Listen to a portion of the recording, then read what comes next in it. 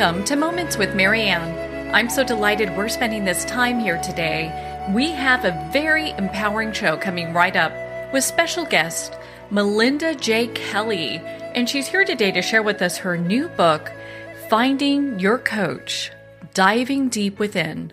As vice president of a privately held publishing and business consulting firm, Melinda thought that the road of life was wide open and she could easily coast into her later years. With a professional life secured, personal time was happily spent serving on nonprofit boards, committees, mentoring college women, traveling the world, and sharing her personal and professional skills with friends as they start up their own businesses. So let's welcome to the show, Melinda-Kelly. Well, thank you so very much. I'm absolutely delighted to be here.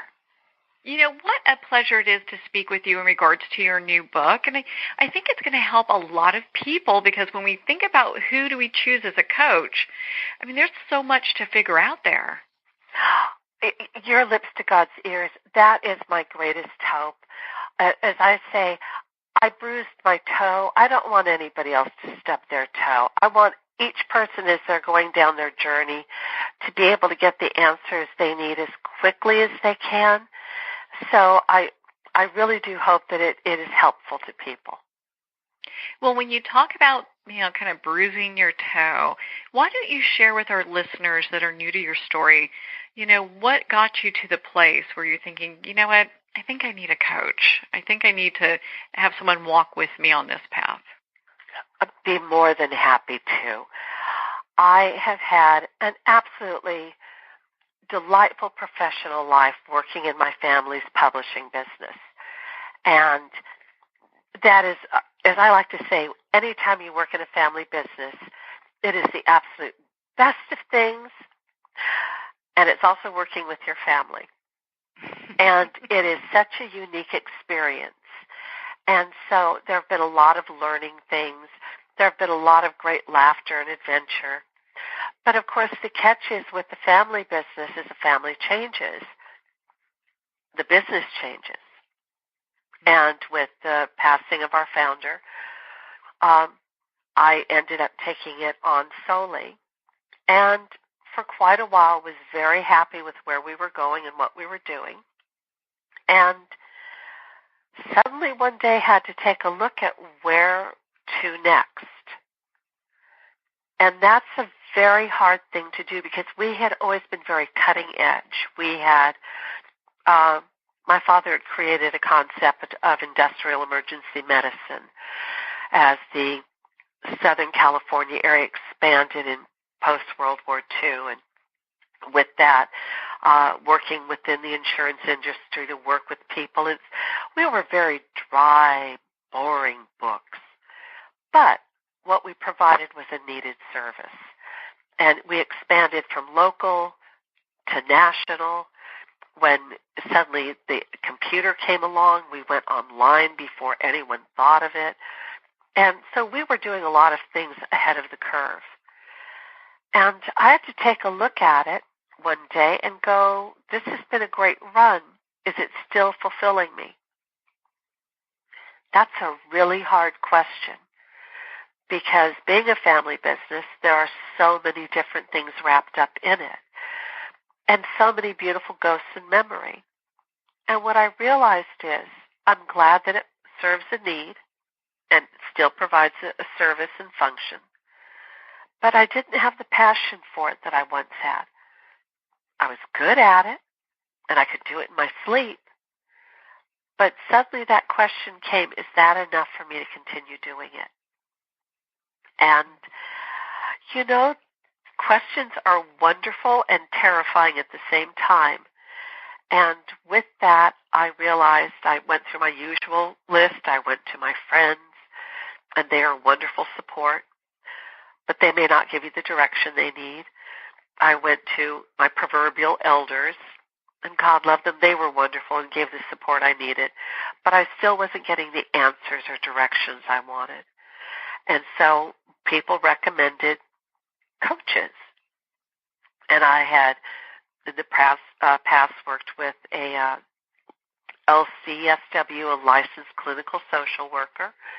to sort things out. And so I thought, okay, let's take a look. And as I worked with people, there was such wonderful excitement and enthusiasm in the room, and I could see where everyone was going, and yet I wasn't quite figuring out how it worked for me.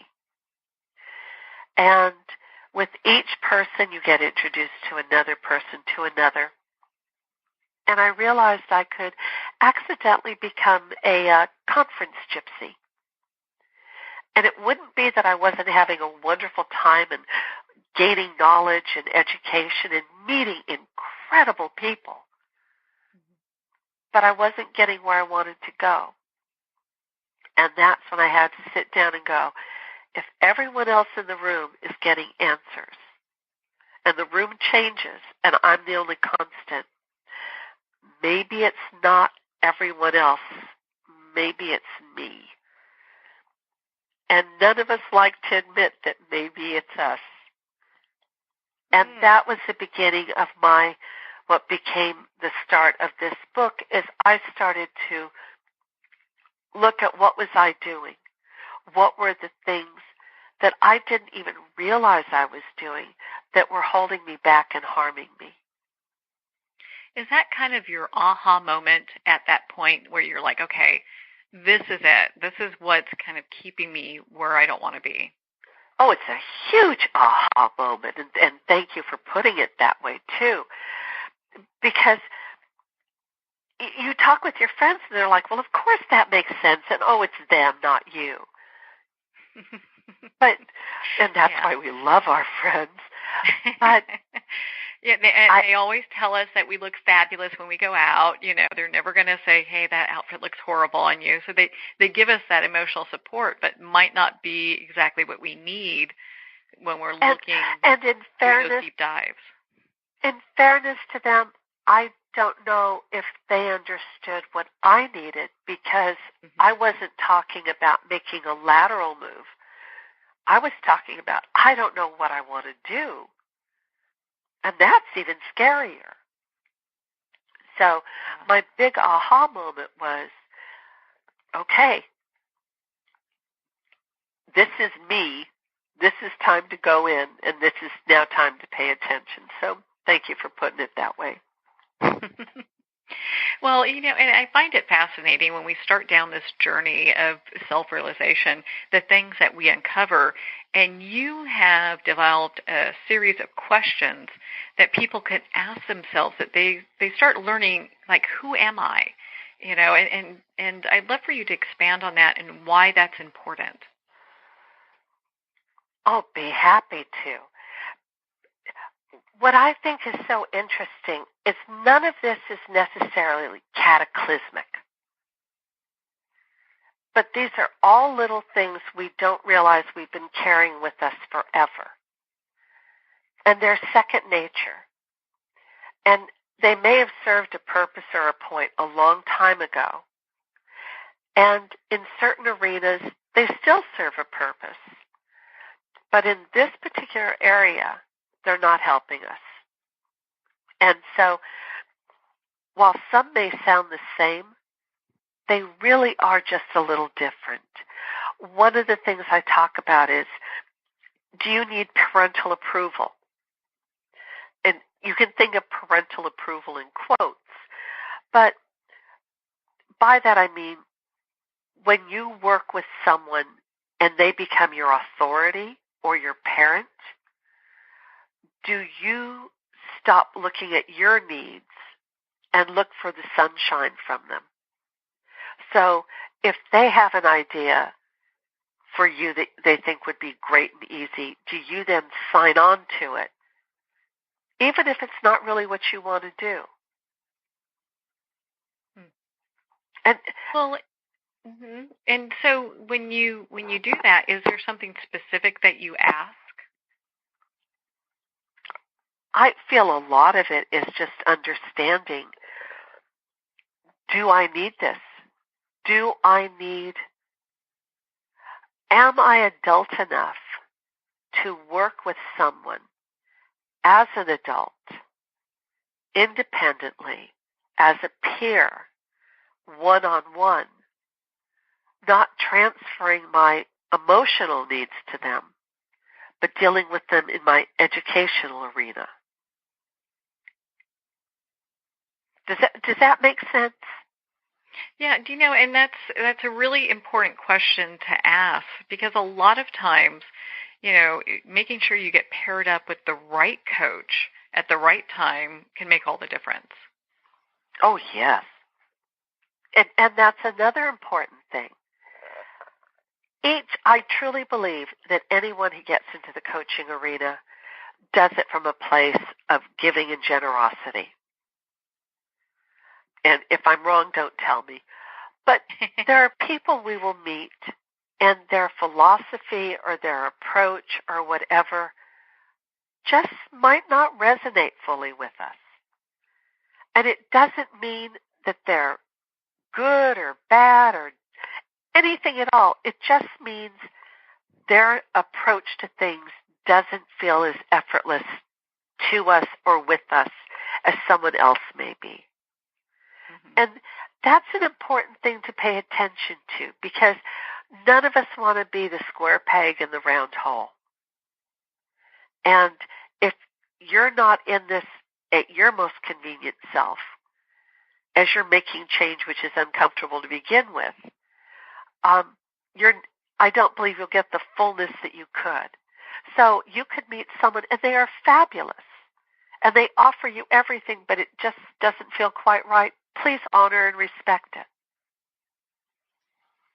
And I think a lot of times people get a little stuck with, well, this sounds like this is the perfect coach for me because they've taken X amount of people to the next level, and so they kind of get sucked into that kind of mindset without really looking at, is this the right one for me at this time? Well, and I like to say, there are a million ways to get to the beach or the lake or the ocean or the mountains. They're all great paths. Each one is going to have something different. Do you want to get to the beach the quickest route possible? Do you want to be able to swing by and pick up people? Do you want to take a scenic drive? Those are all legitimate ways to get to the beach, and so too with coaching. Each coach is going to offer you a different flavor, a different variation. And so the question is, which is the one that will resonate with you? Which is the one that feels truest and most beneficial to you? Which do you feel you can walk in and work with them and smile? That's so important. That is really such an important thing to keep in mind as you're looking for that right person to work with, because you really put a lot of trust in coaches for many things. A lot of times we kind of bare our soul to them in areas where we feel a little weak or we are challenged, to help us get to the place where we're overcoming that. And that's another very important thing. We need to know our comfort level with trusting people. We need to be cognizant of, if you disappoint me, am I going to withdraw? If you disappoint me, am I going to be able to say, I'm sorry, that didn't feel right. I thought I would be better supported. Because they listen to what we say we want to do. They listen to what we tell them we're going to do. And then they also have to decipher what we think we want to do, what we think we can do, what we're really going to do, and what our excuse is going to be. And they sometimes listen to us more than we listen to ourselves. So we need to know when we're working with someone, if they disappoint us, what are we going to do? Do we become personal? Do we stay professional? Because a lot of times, whatever we're doing in one aspect of our life carries into other areas of our lives as well. Yeah, without a doubt. You can see that how everything kind of overlaps. Oh, most definitely. And when we withdraw, we don't benefit ourselves. We don't take care of ourselves. So I like to think, are you able to walk up and say, you said we'd be able to get this, that, and the other thing done, and I'm still having trouble, or I can't get there. And it really becomes, who are you as your adult, and what is your comfort level with that? Well, and it's important to have that honest and open dialogue, because otherwise you're just going to stay stuck. And in fairness to the coaching and mentoring and, consulting industry, a fair number of, I'm going to say us, we all show up and hope that you have all the answers in your magic fairy wand. And by virtue of your course or program or whatever, are going to tap us on our little noggin. And we're going to be imbued with all the answers and magically make this transformation overnight. And I really wish there was that magic fairy wand. I would share it with everybody. But that's for childhood and fairy tales. And the simple truth is change is possible. It just means we're going to have to make it happen. Mm-hmm. Yeah, I look back on my challenges, and and you probably feel the same way. The fairy wand sounds really great, but the thing is those obstacles and really opportunities for growth. If I did not go through those, I would not be the person that I am today. So there's growth. And the best stories come with those. Mm-hmm. I truly believe, I completely agree with you. And you can sit there and look back on it and go, I can't believe I did that, but I did that. And that sense of accomplishment and of resilience and of honoring how far we've come. I never thought I had to learn a complete new computer programming language in a week. And no, by no means did I master it, but I was able to get it to the point where I was able to use it for what I needed while we completely relaunched a new website. Never in my wildest dreams did I think I'd be able to do something like that. And I didn't sleep for quite a while. But at the end of a couple of weeks, I was able to take a big breath and go, it's done. I've done this.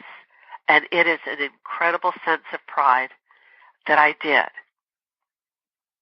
And to this day, if somebody talks about coding, I can say, well, I know such and such, and feel very accomplished. You're like, this is great. I've got this. Well, I sort of know what you're talking about. Well, that is a testament to pure dedication and resilience, not giving up when we're met with challenges and kind of moving forward. And it's interesting. In your book, you talk about our habits and our patterns. Why is it important that we really take a hard look at those? They become so subtly ingrained, we don't even realize that we're doing them. And when we don't take that moment to ask, we don't allow ourselves the opportunity to grow. Mm-hmm. One of the things I think is so typical for all of us, because if someone says, can you meet at 1 o'clock on Tuesday, our first response is, oh yeah, I can do that. But we don't automatically run down our calendar and do this and this and this, and we need to do that. Because, yes, I could probably be there at 1 o'clock. I may have to go across town. I may come sliding into your office at 12:59. And then, while I'm physically there, I haven't had the time to mentally settle myself, walk in, and be able to give you myself 100%. So my knee-jerk, oh, sure, that'll work, doesn't work for you, and it doesn't really work for me. Whereas if I say, well, I think Tuesday would be great, but could we make it 1:15 or 1:30? I think that'll allow travel time, and that way I can be more present. if you really can't make a difference on time, I'll still work with your schedule, but you also understand that I'm making that adjustment. And odds are more than likely you're going to say that would be fine. And then we both get the best of each other when we meet. But it becomes such a knee-jerk reaction. Oh, certainly we can do that. Instead of taking care of what will allow us to be our best at all sides. Mm-hmm. In your book, you talk about several different tests that people should take so they learn this, more in depth about who it is that they are. And what is the benefit of doing that? Oh, I think they are absolutely joyful and delightful. And I have been so surprised by the different tests people have now told me more and more about. Any test you take, I believe, gives you an insight into yourself. You may already know a lot of this, but it's sort of nice to get it reflected back to you. I speak about one of the first tests I ever took of this nature was the Berkman. And that is based on colors and how each color sort of gives you a sense of who you are. Well, no surprise, I'm a blue-green person. I'm very verbal and I'm very written. Well, what a surprise. Mm-hmm. But what helped me is I received this in the capacity I was working on a board. And red and yellow are very analytical and precise. And our treasurer was an absolute red and yellow lady. And I made her crazy. In understanding who I was and having sort of a clue of who she might be, it allowed me to have a better conversation with her. We ended up being friends because I wasn't making her crazy with my long-winded discussions. I realized she needed the core information. And after that, we could discuss it. But my giving her all the information and then the details made her crazy. It helps me to be better in my exchanges with people, but it also allows me to understand how I can, who I am and better develop that. And one of the other ones that I like is the, are you an introvert or an extrovert? Mm-hmm. And I really like the new concept of being an ambivert, which means you're a little of both. I think there's a big sigh of relief for a lot of people because there's a group of people who feel like they can be either or depending on the situation. If I'm sitting with people I know, they think I'm the biggest extrovert in town. But if I go into a big room of people, I might be a little bit reserved. So I think that would totally qualify as an ambivert. Mm-hmm. Yeah, I think a little bit of both. Well, it's interesting. Once we start learning more about ourselves, we gain a clearer understanding of the person, the coach that we need that's going to help us and the person that would be best for us. Most definitely. And I say I want everybody to have everything. I just want it to be your everything. I feel that when we have a better sense of who we are and what we're looking for, it allows us to work more effectively and more fluidly with whoever we end up selecting to work with. And there are so many people out there in so many different areas. There are groups, there are programs, there are webinars. But the important thing is for you to find what you need, because if you chase one after the other, you can get disappointed and never find your dream. And that, to me, would be the saddest thing in the world. I mean, that's sort of what we're out there doing. We're looking for a beautiful lavender butterfly floating in the air, and we know it's there. Why not help everybody find their beautiful butterfly? Mm-hmm. Do you feel there's ever a time where someone's working with a coach that they plateau? I would think so. And by that I mean they have helped you grow to their best abilities, and they can still offer you some things, but you may now be more equals than mentor and mentee. Mm-hmm. And something that I feel sort of very lovely is once you do start working with other people, you enjoy it. And it becomes a very lovely way to continue adding dimension to your life. I've worked with people and no longer do, but I still stay in touch because I genuinely enjoy them. And I know they are so happy in my successes, and I revel in theirs. But our relationship is no longer one above the other. It's more side by side. Yeah, it's really, well, it's interesting because when you get to that point, that you've, pretty much have learned what you need to learn from one coach, it really gives you the idea that you can start looking for another coach to start working with that will take you to whatever that next level is as well. Most definitely. And, even if you think about it in terms of an educational progress, when we're in school, we start out with Business 101 or Art 101, and we learn all we can there. And then we go to the second level. And then we go to the third. And I really do feel that we are all truly lifelong learners.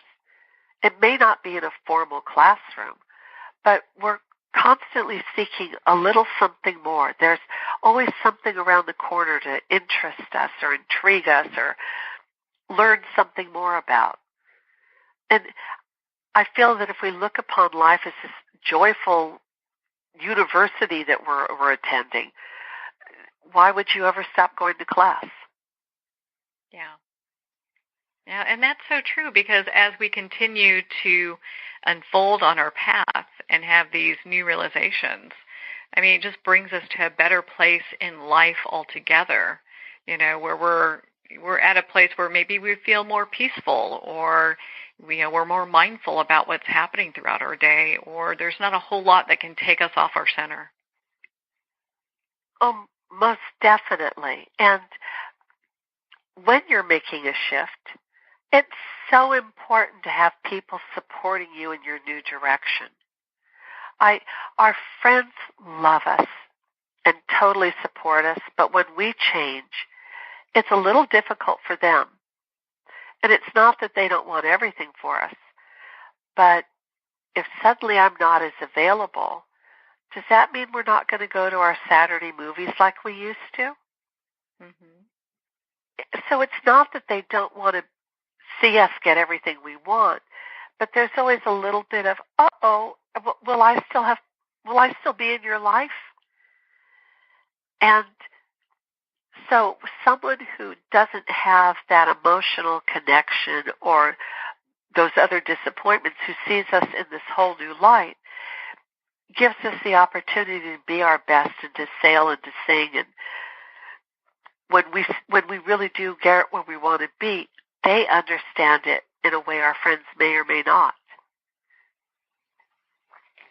Well, and so with understanding everything we've been talking about, who do you feel that your book, Finding Your Coach, is written for?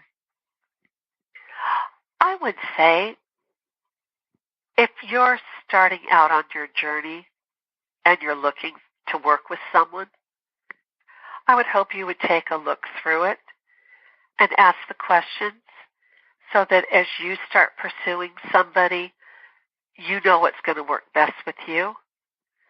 If you've been working with people and try to understand, why does this not work? How is it I keep giving my everything and yet I'm going home feeling empty?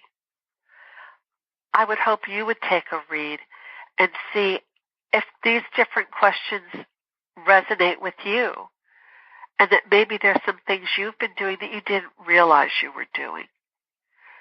And for coaches, I would hope that they might take a look, and they know so much already, but so often, I like to say, you're working with overachievers from hell, so they just are out there giving it 1,000%. And it's so easy to get excited about the ones at the front of the pack. But the ones a little bit back, with just a little fine-tuning or understanding, might be able to running with the others as well. And maybe there's some things you hadn't concerned that they're presenting that, gosh, yeah, that makes perfect sense. I hadn't thought about that. That maybe it'll help each of us understand each other and their differing journeys. Moving from there. Well, Melinda, where can people connect with you and learn more about your book and the work you do? They are more than welcome to go to my site, melinda-j-kelly.com. My book is available at Amazon, and I encourage anyone to send a note or say hello. I'm available on the usual social media and would certainly look forward to hearing from anyone. Well, Melinda, thank you so much for taking the time to be on the show with us here today. Thank you. Well, thank you, Melinda. It has been such an honor to spend this time with you and, of course, to talk about your new book, Finding Your Coach, Diving Deep Within. Again, if you'd like to connect with Melinda, you can at her website, melinda-j-kelly.com. Well, we're at the end of our time today. I would like to thank everyone for tuning in. You're listening to Moments with Marianne. And remember, make every moment count.